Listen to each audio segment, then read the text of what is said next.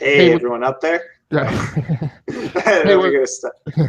hey, what's up, everybody? This is A Guest Please Davis, one of your two co-hosts here with Mr. Dave Pecci on a Scene and Nerd special segment tonight to talk the Dark Matter finale.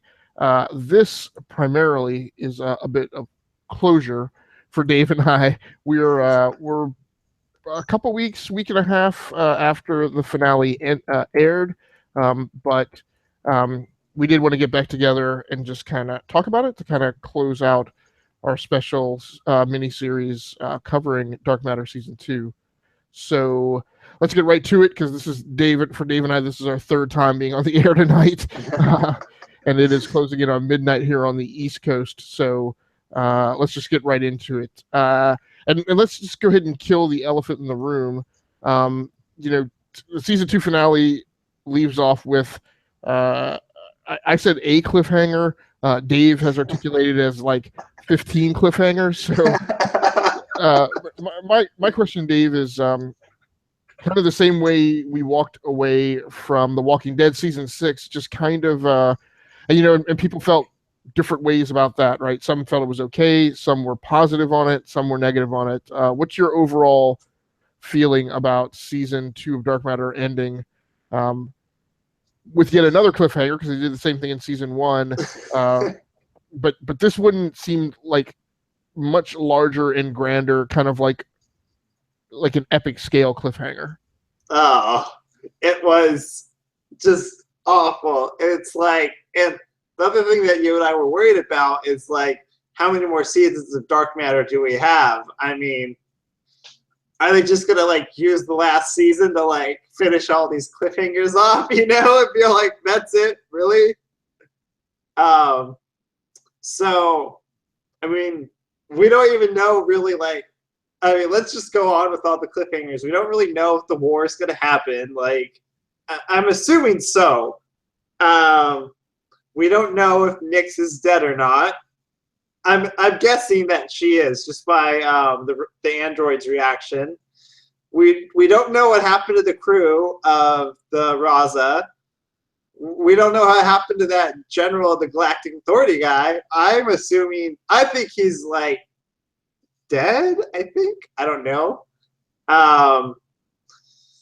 And yeah, I mean, I'm sure there's one more cliffhanger in there. I'm just forgetting it right now.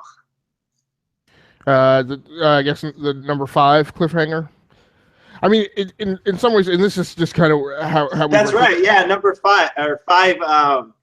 He's he's let loose. Oh no, I was saying she. So I think you're saying 4.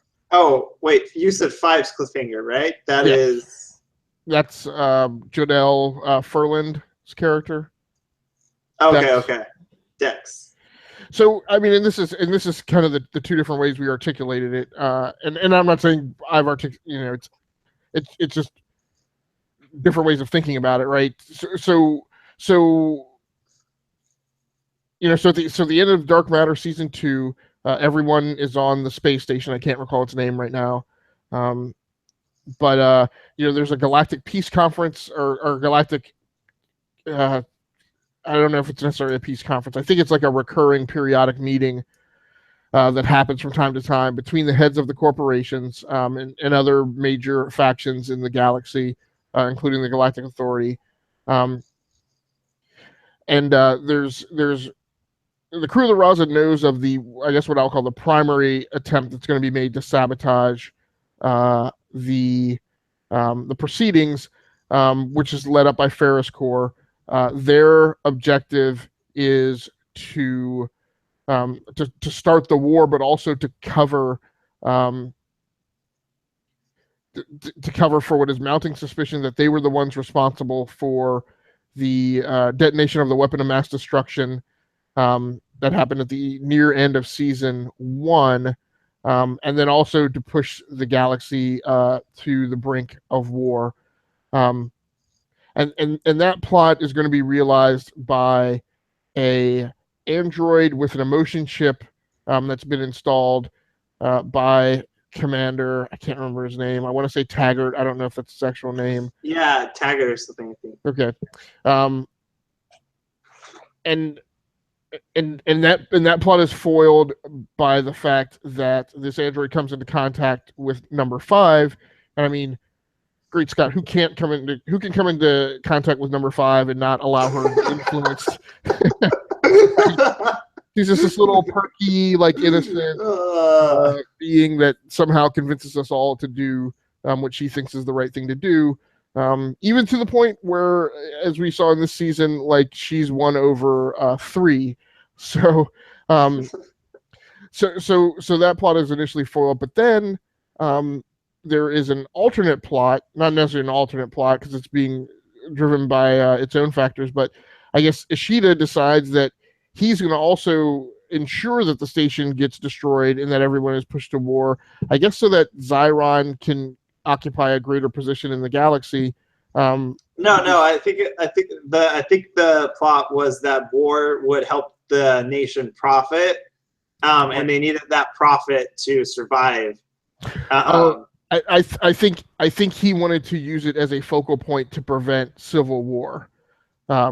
With Zyron, he wanted to give Zyron something to focus on, so that it would stabilize now under his leadership as emperor. Yeah.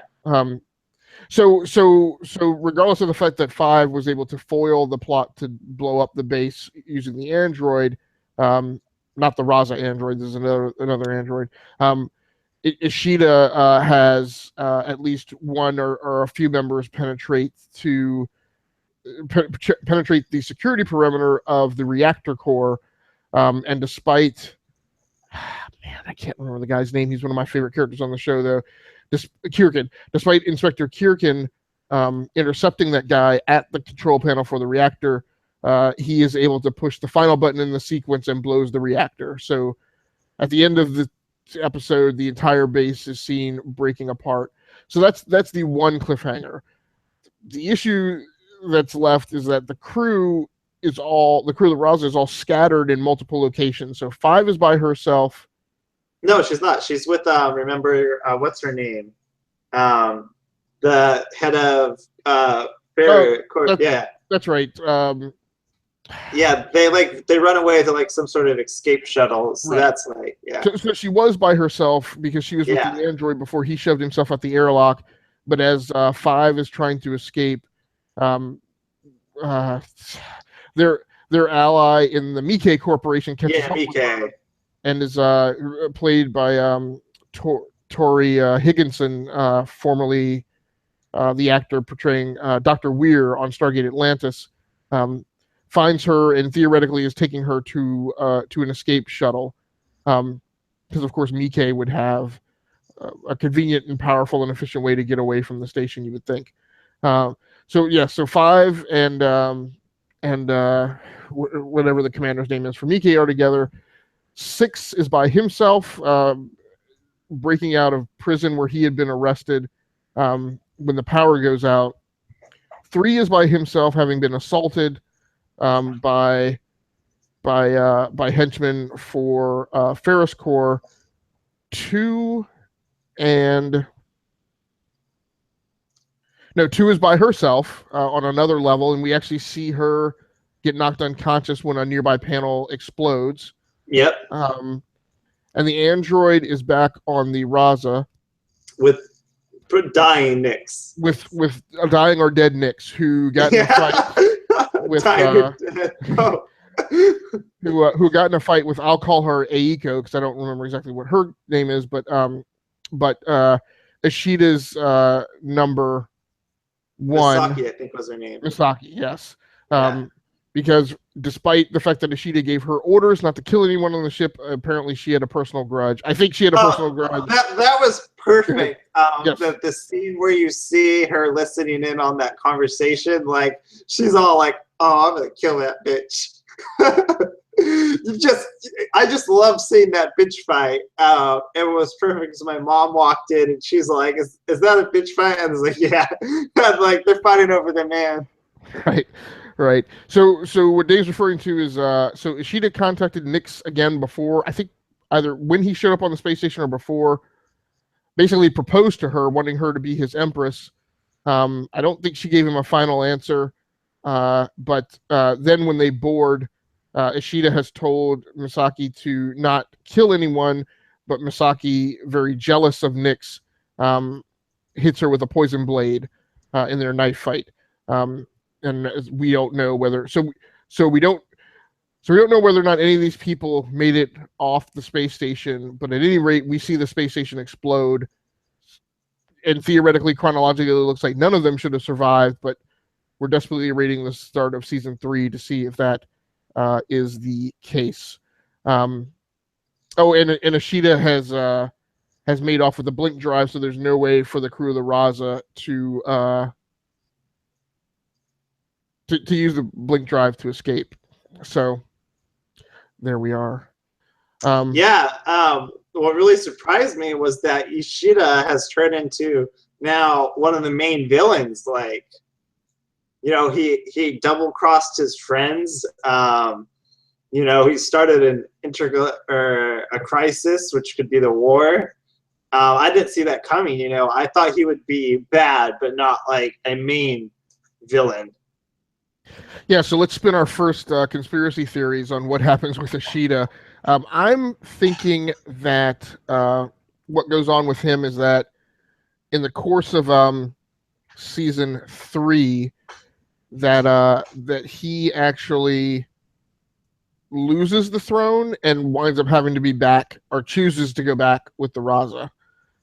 Maybe he'll abdicate the throne. I'm not sure, but I just don't believe that and I'm forgetting his name. I'm just not believing that he's done, right? That he's just going to be this former crew member who's essentially a bad guy from here on out. I'm wondering how that's going to pan out. Any theories on your end? I think he's bad. I think the Raza crew probably doesn't even want him back. Yeah. Especially, the android's going to be all like, his companion killed Nyx, and I don't think the crew's going to take that very well because they really like Nyx. Well, not only that, he completely had some like secret password that could shut her down. I'm sure she's going to take that personally the next time. Oh yeah. So yeah, and of course at this point, and I completely missed it. So at this point, we do know that Dark Matter has been given a green light for season 3. Apparently, that happened at the beginning of September. Maybe before I started getting tips of tweets from those guys in my Twitter feed when showrunner Joseph Malari started following my Twitter feed. And now I follow his, but I think this went down before that all occurred. So they are on for a third season where at least hopefully we'll get to see some of this resolved. Even though he's not a member of the crew of the Raza, as Dave mentioned, we don't know if Inspector Kirkin was killed. Of course, his character flaw is that he was so suspicious of the crew of the Raza that he refused to believe them when they tried to tell him multiple times about both bomb threats or both sabotage threats to the station, and he wound up arriving too late to prevent the destruction of the station. So were your feelings negative about the way they chose to end season 2? Yeah, I just think they're at least let us know if Nyx is dead or not. So I guess it's one that I'm willing to roll with. I claim that I didn't have negative feelings about the Walking Dead finale, but the further I get away from it, the more I didn't dislike the season 6 Walking Dead cliffhanger so much.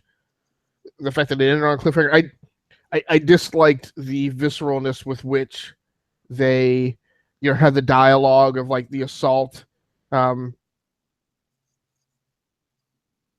would have rather them have ended that with him just hitting whoever he's killing once and then cutting away, and then putting that dialogue that we hear at the end of season 6 with the blacked out camera at the season opener for season 7, and then cut to the song, and then come back and deal with who he killed, and maybe even like play with like just not being upfront about that, right? Have the group split up and them talking, but it just not being patently obvious like who he killed until like the end of that episode. With this one, it's dark matter, right? So I kind of feel like it just lends itself to conspiracy theories and cliffhangers and unknowns. We just never really dealt with Devin's death. That makes me feel like that actor's contract was either axed or maybe he quit because it was just very abrupt how he was just murdered. Was super abrupt. Yeah, I'm just like, and never talked about again. It's right? Like, They never mentioned his name after. They mentioned his name like once afterwards. He's a junkie. Oh well. Right. So in all of this, right? Here's the big MacGuffin, right? We still don't know who was on the shuttle that came back from the alternate universe. Yeah, I think your idea about that it's one and possibly 6 or somebody. Five. Yeah, 5 from the alternate universe. Like that's totally what I'm thinking. Yeah, I feel like it's one of them. Just because one is dead in the continuity universe, and 5 was not present in the alternate universe. So I feel like it should be one of them. And then like I mentioned, like the really big twist was maybe it's both, right? and for a cataclysmic event like an entire space station exploding and all of those characters being split up, I feel like that's an epic enough cliffhanger that it would warrant having both of them on the shuttle. So I don't know if that plays into like how the cliffhanger gets resolved. It was pretty major, and I kind of feel like, and I wonder, because again, the Walking Dead community was pretty much split down the middle, right? There were some people who really are bent out of shape about the cliffhanger, and there are some people who are like, oh well. I guess maybe there's a third party of people who, had they not done the Glenn thing in season 6, might have been okay with the season 6 cliffhanger, but maybe feel like that got done to them twice in one season. I feel like Dark Matter, again, it's Dark Matter, right? So we kind of expect it. Yeah. So I don't know. Any feelings on like the things that happened in the finale? Like, I feel like I liked the dressing up of Jadelle Ferland to be more in sync with her real age versus the age she's supposed to be portraying on the character in the character on the show. I thought that was really cool. This makes me, it makes me wonder what we're going to see of that Taggart guy again. I feel like it makes me wonder if we're going to see Meat K possibly turn into like a good corporation, because again, like you mentioned it, like 5's got this influence on people, so yeah, and she's clearly developing like a more personal connection with Higginson's character. So yeah, I can see that being explored a little bit more, even maybe like a little kind of foster mother-daughter kind of relationship. Yeah, that would be interesting to see play out. Particularly if Higginson's character does something like makes her like her the inheritor of her estate, because there's been no reference or anything indicating that character would have anything like a family or somebody to leave things to. Right. Yeah. Declaring her an inheritor of something like her seat on the board of trustees might be really interesting. Yeah, that could like extend the season, quite long. Like, all these little things that they could add. One thing I'm hoping we can see more of that I don't really think we've seen a lot of is some like some spaceship like battles, like an interstellar, shooting, and maybe I'm sure we'll probably get plenty of that coming up. But hopefully, like with the Raza, that would be pretty cool. And then I'm wondering, what are they going to do now that they've lost the blink drive? I mean, they could get another, I think, from Nikkei because they produced it. So I don't think that's the end of the blink drive. I think they'll get it back somehow. Maybe not the original one, but maybe in some form. I mean, for all we know, too, maybe whoever was on that, what's this? The secondary ship again? The Marauder. The Marauder, yeah. Maybe that person has a blink drive from the alternate universe. That would be a good twist, especially since that Marauder was capable of FTL drive, so it was apparently more advanced than the Marauder in our universe, like it's the real world. But yeah, I guess my biggest hope in terms of things that you could do that kind of unravel the goodness that we have in the show. I don't want the blink drive mass produced. No, that would be terrible. Like once that genie, I feel like that's one of those genies that you don't let out of the bottle, because then the whole architecting the arc of that show becomes more difficult, right? So it would repeat what I feel like they've done badly with the Flash by uncorking the notion of time travel and dimensional travel, which now they can't put back in the bottle, right? So yeah, it definitely makes you wish that this show was a regular show, right? And we were just about to premiere like a full 22 episode. After season 1, I was like, this is a great example of like the type of show that shouldn't be 22 episodes and be all unraveled in like the Nielsen rating drama and politics of like regular network television. But man, after season 2, I feel like I could certainly do with 9 more episodes a season, right? That, or like they come back in like 6 months. I mean, a whole year is like, oh gosh. Yeah. I also wouldn't mind kind of like the Battlestar Galactica kind of approach, where you'd have like a season 3 and a season 3.5, and get 2 doses of it per year.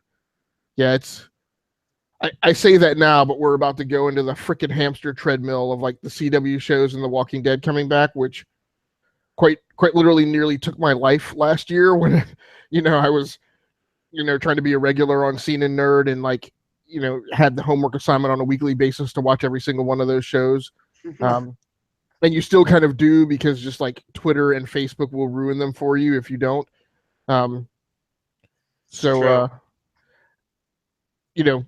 As this week starts off, right, I may very well, if I said I need that back, dark matter back in my life, that may prove incorrect as premiere season starts rolling. So we'll just see how it goes. So any final thoughts on like the finale and things you want to see, or I don't know, anything? I just miss it. Right. Yeah, I felt it was a good ending. It wasn't a breathtaker finale for me, though.